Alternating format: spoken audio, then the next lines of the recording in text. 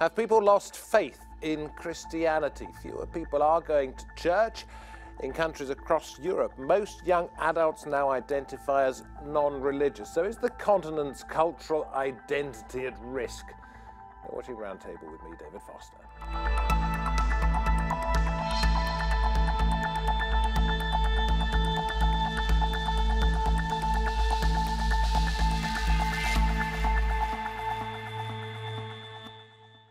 Across Europe, indeed around the world, church bells will ring out for Sunday morning service, but fewer and fewer people will be sitting down in the pews.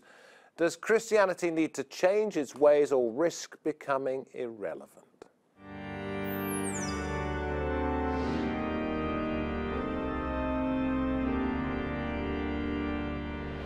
For centuries, Europe has been a bastion of the Christian faith. Christian traditions colour the European experience, and Christian landmarks are scattered throughout towns and cities across the continent. But each year, church pews are getting emptier, births to Christian households are lower, and young Europeans are more likely than ever to identify as atheist or Muslim. Does Christianity still have a place in a modern Europe? According to a UK study based on European social data between 2014 and 2016, the majority of young adults in 12 European countries now identify as non-religious.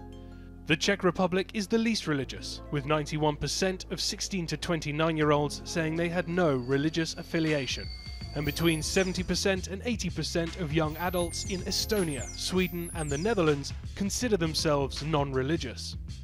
Each Easter, Britain's Prime Minister, like many world leaders, offers a seasonal message. 3 years ago, David Cameron, then British PM, had this to say. We should feel proud to say, this is a Christian country. But the message appears a little outdated. 59% of UK respondents said they never go to church, and 63% said they never pray.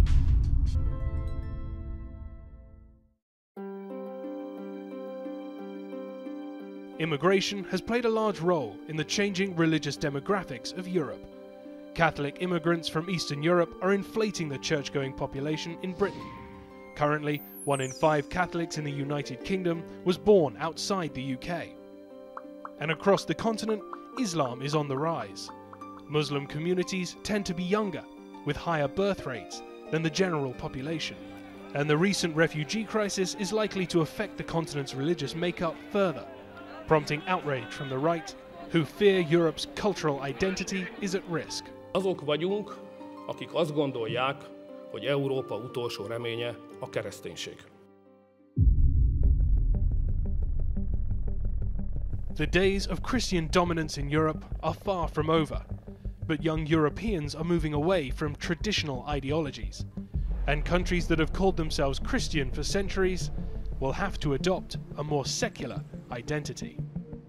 Well, I'm pleased to say that joining us via Skype from Atlanta in Georgia, USA, we have Robert Cauley, Professor of Philosophy, Religion and Anthropology at Emory University and author of Why Religion is Natural and Science is Not. We'll ask you about that in just a moment. With me here at the Roundtable, we have Dr. Sitna Quiroz, an anthropologist from Durham University's Department of Theology and Religion, and Father Nadim Nassar. He is the Church of England's first priest from Syria and the director and co-founder of the International Christian Charity for Awareness Foundation. Thank you all very much for joining us. Let me come to you, Nassar, if I may, first of all, since you're the one wearing what we call the dog collar. You are the face of religion in this country, and you're attached to a church, if not a parish priest. Are you seeing a reflection of these figures, that fewer and fewer people want to be practicing Christians? What does it mean, practicing Christian? Do you mean belonging to the organized church, the institutional church, or do you mean people who believe in God and Christ? Because the word is so elastic. If you go and tell and ask people, yes, there are less and less people going to the church, which have buildings and there is an institution and priests and pastors and bishops and archbishop, yes. But is this Christianity? Is this all what we see about Christianity? Or is Christianity bigger than that? Well, I'm sure it is bigger than that, but the figures that we've been given suggest that the numbers of those who believe in it, either as a way of life or as a religion that has to be practiced, the number is dropping. It is dropping, but to me, Christianity is far from being a religion. And the problem is when we box Christianity in this word, religion. Christ never came to establish a new religion. The word religion, you see it in the Quran, but you never see it in the New Testament. Can we get onto that a little bit later? But is this trend worrying you?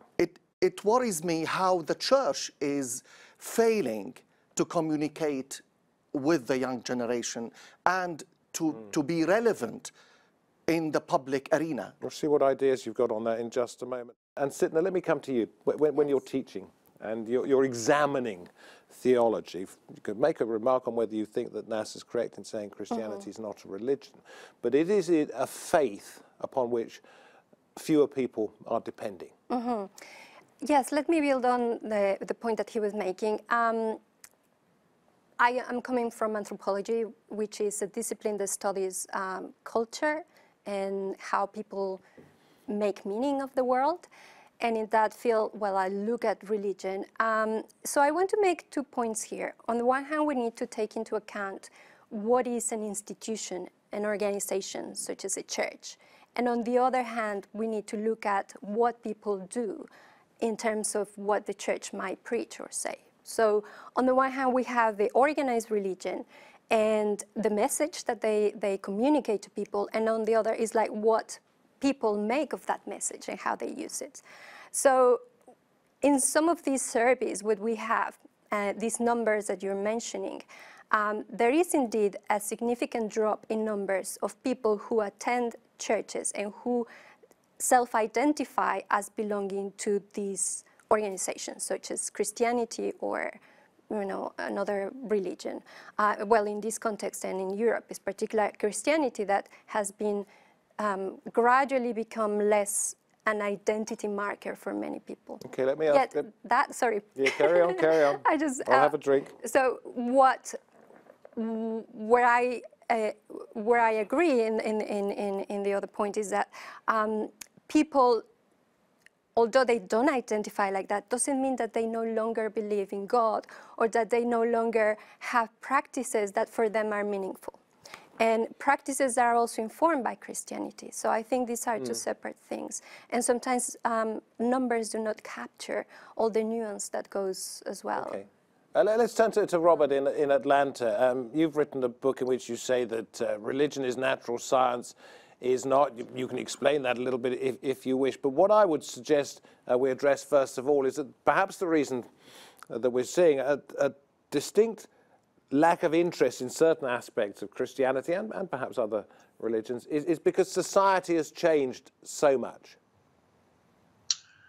Yeah, that's generally the secularization hypothesis. The notion that, at least in the first world, that societies have achieved a measure of affluence, that they have developed trustworthy public institutions that ensure a measure of social stability, and at least they have relatively equitable distributions of wealth. And the argument in short is that when those kinds of conditions hold, it appears as though as populations, religiosity diminishes. That's a pattern that's probably best illustrated, of course, in Northern and Western Europe, but other places in the world as well, New Zealand and Canada, and arguably, at least in the last 10 years or so, even in the United States. But is it not also the case that, well, perhaps numbers for Christianity, if you could have numbers for Christianity, numbers of those people who identify as Christians may be going down. Religiosity worldwide, which you refer to, worldwide, is actually, if not level, then it may even be slightly going up, if you can identify that. Well, if you mean a sort of a willingness, a susceptibility to what I'd call religious representations, I don't think that there's been much change in that at all. I mean, one illustration of that is one of my favorites, is the popularity of the television show The Power of Spirits in perhaps one of the most secular countries in the world, and that is Norway. Apparently, although the churches are empty in Norway, in fact, more than twice the number of people who are attending church every week, in fact, are tuning into this television show. And Nassar has said that he disagrees with something you've said. I'd like him to be able to jump in so you two can have a to and fro if you Robert, like, and then we'll come back to you. I think the number of people who are coming to faith, not religion, to faith, is increasing in the world. If you look only in China, you would be staggered from the number of people coming to faith, and especially Christianity. So then I think the importance of faith in the world is increasing, especially in the light of the terrible wars that are popping around the world. War challenges faith, but at the same time, sometimes it ignites it. So I know sometimes it ignites conflict as well. Yes, you know, I mean, absolutely. this was going to be my next point to you, Nassar, is that not only has society changed in the way that we see the way that other people are living more often, Yes. because and perhaps that makes our lives seem a little bit more pitiable, but it's also changed in the fact that people are able to see what is going on in conflict zone and see perhaps the hopelessness in their eyes of religion as a means of settling any sort of dispute, because perhaps it aggravates. Because of that, because of the tension and the war. For example, I'm from Syria, and I still go to Syria. Every couple of months, I have a trip to the Middle East. And I see that the young people, especially, the strongest current of atheism is sweeping the Middle East more than anywhere in the world, because the people are fed up with religion, and fed up with clergy. I'm included. So young people are asking bigger questions. So if some people are abusing religion, where is the church? If politics is abusing and hijacking religion, what are we doing about it? We are actually taking part in that by being silent or by doing very little. Here in Europe, people are reacting against this silence, but the church is not. For example, what is the church doing towards the war in Syria and Iraq? Almost nothing, and pitiful if you compare. So they see it as a waste of time. Absolutely. So it's not about faith, it's not about God, it's about those who consider themselves, they represent faith or religion Let's bring Sitna in the world. Well, what do you want to say about this argument that's going backwards and forwards? Yeah, I gather several points, but I think one of the key points that in this country, at least, young people are no longer defining themselves as religious is precisely because they see how religion is used for purposes of war or terrorism or other conflict. And I think there is a disillusionment or disappointment on how Christianity has been, at least in some context, also aligned with certain power figures or authority figure or authority structures, so to speak. So there is a turning away from that. But I also agree with Robert in the sense that there isn't necessarily a disappearance of people believing in the supernatural world. So they think their religion or their faith has been hijacked, perhaps? Perhaps. But even Christians do that. Yes. They believe that because the church is hijacking the religion. Okay. But I think the turning away from institutions or institutionalized religion doesn't mean that people don't hold something for themselves. And it's about keeping that warm and keeping that going. We'll come to that in just a moment. This is just one particular point about why perhaps people are turning away from religion that I've read, Robert, which is that because women are now more inclined to go into the workplace and less likely to be at home all of the time, they are less likely to encourage their families to feel that the church or whatever it happens to be is the center of their life and push their children and guide their husband, partner, whatever, towards it. Because women are working, that's one reason people are losing interest in religion. Have you heard that argument? Yeah, I think that that's a component of the secular hypothesis. Yeah. That is to say that in secular societies, the opportunities for women are expanded substantially compared to more traditional societies.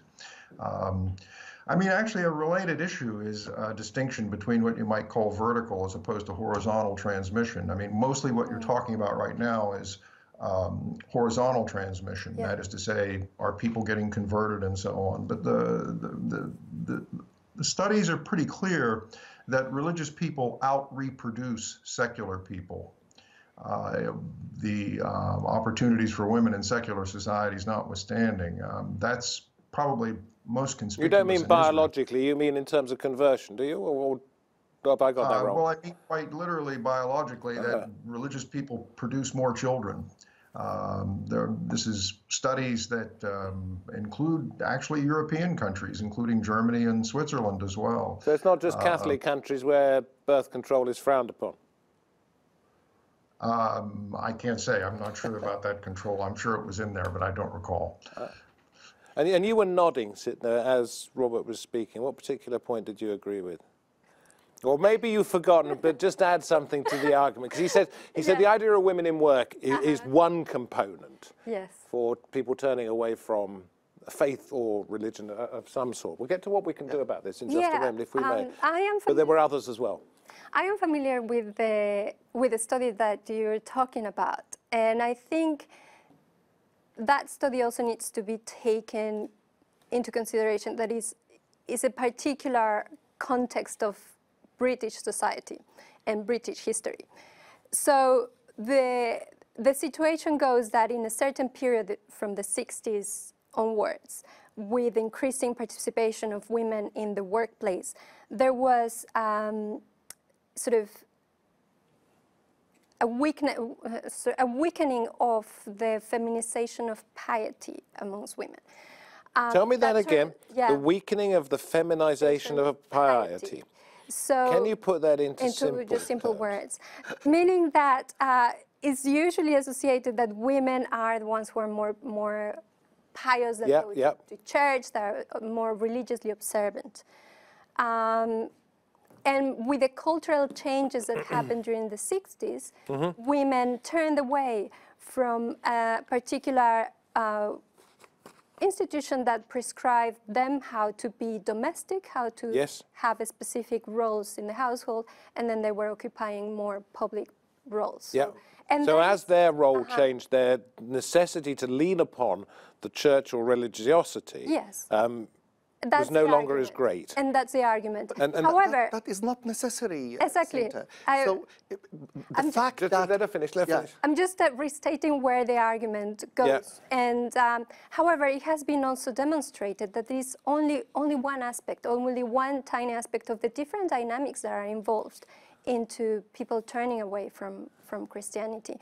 And I guess I also agree with the fact that there is a certain assumption that women are the ones who transmit religiosity, and it's not always the case. Okay. So there are many factors involved. Yeah. Please counter that. But then I want to ask each one of you whether you think this is peculiar to Christianity or whether it is something that is all pervasive when it comes to different faiths. Well, answer that one now. I have something to say about it because the issue of gender in Christianity has been widely studied, and it is true that women tend to be a majority all over the world in occupying, in going to church.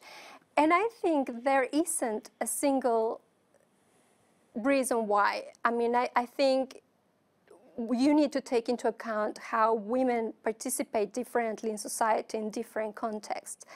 But what I can say, for example, in the case that I'm familiar with in West Africa, some women tend to go more to church because the moral message that is transmitted in those contexts is not very beneficial for men in some, you know. So I sort of get it. Yeah, you should behave.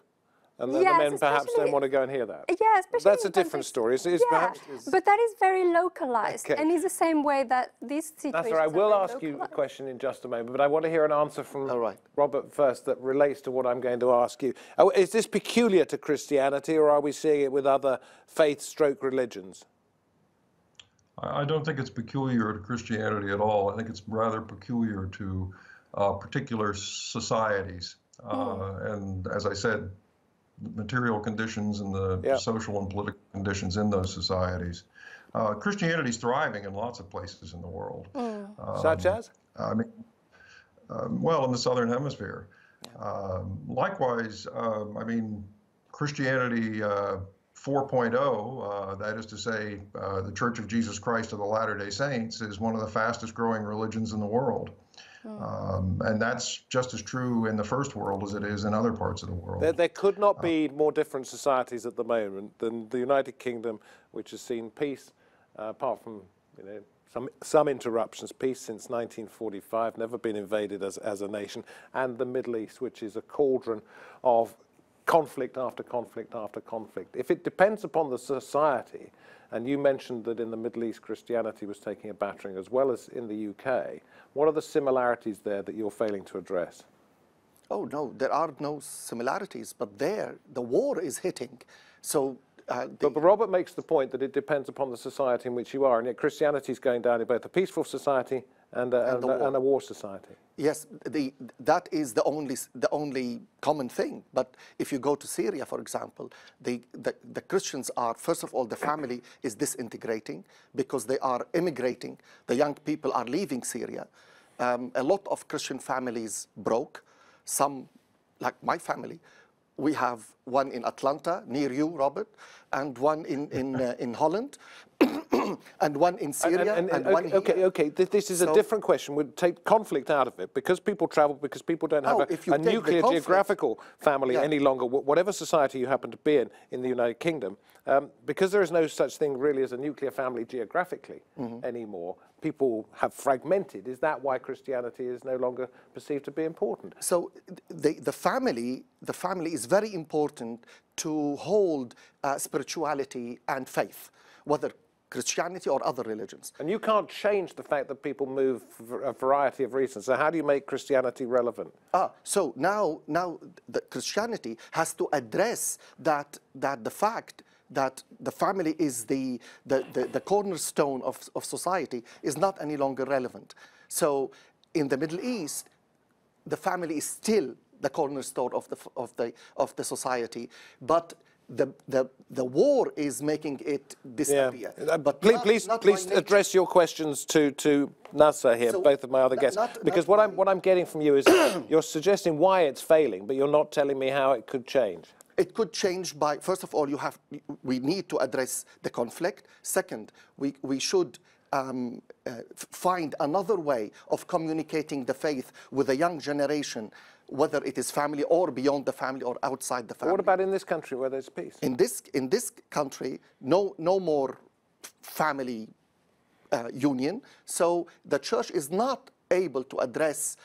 But how to? I was the chaplain in the universities of London. I was a senior chaplain, and I have seen how much the young generation has gone far from the church. The church is not able to address this drop in religiosity or attending the church, because simply we are too busy with issues that the society have moved on from. For example, in the last 25 years, we have been talking about sex in the church, and the society has moved on with that. I remember one student at London School of Economics, where I was based. He said, "Why are you bothering us with your presence here?" I said, "I am here exactly to bother you." Because he said, you are chasing the society, talking about issues, and you lost the message of the faith. I'm going to just have to put the last word to Robert, and I'm sorry if I've made it a little bit confusing, but in the 21st century, in the world in which we live, do you believe that Christianity in particular, but religion overall, still has a very important role to play? Well, I certainly think it's not going to go away. Does it have an important role to play is a separate question. I think that God's only a disaster away, even in the most secular societies. That is to say, we see this plenty of times in people's individual circumstances. If somebody gets a dire diagnosis about their health, sometimes, quite regularly religiosity rises. But that turns out there's also evidence for that for societies as well. Okay. So, I mean, in Eastern Europe, you've got resuscitation of whole political regimes that take themselves as the defenders of what they take to be traditional Christianity. Fascinating, but I'm afraid all too brief. Got to say goodbye. Thank you to all of my guests here. Thank you for watching. You can pick up every edition of Roundtable on YouTube. YouTube Roundtable. Leave us your thoughts, good or bad. We'll try to do something about it. If you don't like what you've seen, we'll continue with what we're doing. If you do like what you've seen and what you've heard. From me, David Foster, and the Roundtable team, thanks for watching. Hope to have your company next time. Bye-bye for now.